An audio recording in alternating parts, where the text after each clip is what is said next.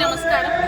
ఈరోజు వైశాఖ పౌర్ణిమ సందర్భంగా మన ఉస్నాబాద్ పట్టణంలోని ఎల్లమ్మ తల్లి దేవస్థానం యొక్క జాతర మొదలవుతుంది.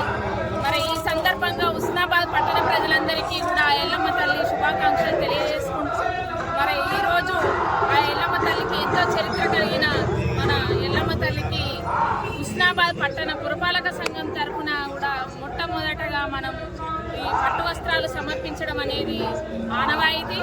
మరి ఈ రోజు మొదలుకొని జ్యేష్ఠ పౌర్ణిమ వరకు